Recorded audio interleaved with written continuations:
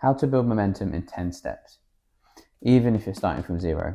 So most founders think that success comes in one big win, but it doesn't. It comes in lots of small mini wins set out in a roadmap consistently over time. If you don't tackle things in small manageable chunks, that big win just isn't possible. So I'm going to show you 10 steps that create unstoppable momentum in any business, drawn from my 26 years in business, probably with ADHD, and from my book Everywhere Commerce, which you can buy at pivotal.digital/everywhere-commerce. 600 plus pages of wisdom and evergreen information that's going to help you grow yours. So check it out, get your copy today. Step number 1 is pick a single metric.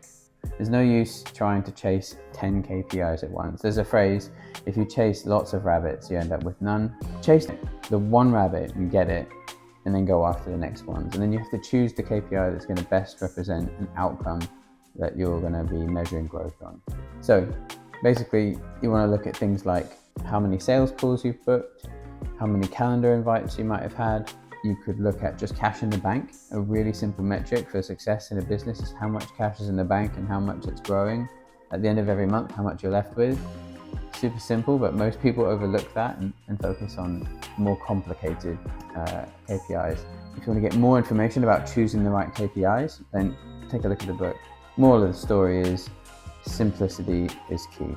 So the next thing is you want to eliminate drag. So things that slow down momentum. So we're talking about momentum here.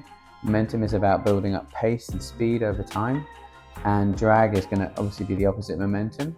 So you want to eliminate that to create more momentum. So you need to audit where time, money, and energy is spent, and then you want to remove the things which are holding that back. Look at things that are holding you back. Often it's bureaucratic, it's admin, it's paperwork. Just crack on, eliminate drag. So then you want to build up your daily non-negotiables. So your daily non-negotiables are the things that you will not compromise on every day. So say for example, you train in the gym, you're recording some content like this in the morning. I don't know, you want to spend some time with your kids before work. So build up your daily non-negotiables and they become the structure or the foundation of a successful daily routine.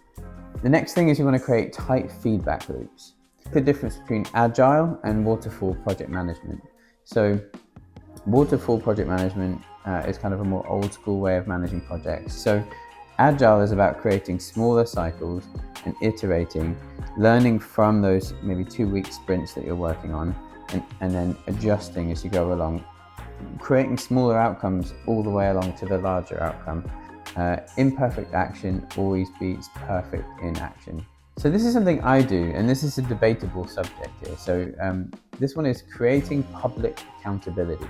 Creating public accountability means you're telling people what you're doing, and then you're having to keep promises to yourself, but also other people. You know, if they believe in you, if they're behind you, not only will they support and remember you when it comes time to pushing things in your direction, it might help you to get to where you want to go, but also it keeps you in check. So the next one is you want to bank early wins. So you want to spend a chunk of your day or a chunk of your time going after those quick things that are going to be successful, that will set you up for the rest of the day, and you can feel good about it. You can feel like you've achieved something. So the thing is, what I'm trying to get at is momentum is emotional as well as mathematical. Like this one, for example, I'm recording some content before moving on to my day. I'll know I've done that, and that's before 9 a.m. So from 9 a.m. onwards, I know I've already done some of my homework, which is to create content for you guys. So another thing you want to do is you want to build leverage early. The things that are going to move the needle the most, you want to do them early on, and then you want to refine later. You want to ask yourself, what system, tool, or person multiplies my output? So it might be that you've got a team member who completely balances off your personality, is going to be able to help you with that traction. Get them in early. Be careful about getting in business partners, because you have to make sure you share values with them as opposed to just sharing vision. They can be the biggest multiplier of your success or the biggest diminisher of your success too. Build out systems. You can use flowcharts with tools like Lucidchart, even Figma. I think Figma Flow, Miro. There's a bunch of tools out there where you can sort of draw out and create your systems, and then Those on their own can be refined over time, but do that early, and then in 5 years' time, they'll be perfect. The next one is you want to protect energy that's capital, or like it's cash. So your energy, the things that charge you up, that fill your cup, that charge your battery, super important for momentum. So things like sleep, fuel, so making sure you eat well and hydrate, and exercise. It sounds a bit odd, but if you exercise, you have more energy. You use energy and you get more of it. The next one is you want to scale what's working and you want to kill what's not. You want to double down on the single biggest driver of success. So say for example, in an agency, it might be that you do a really, really good job in development.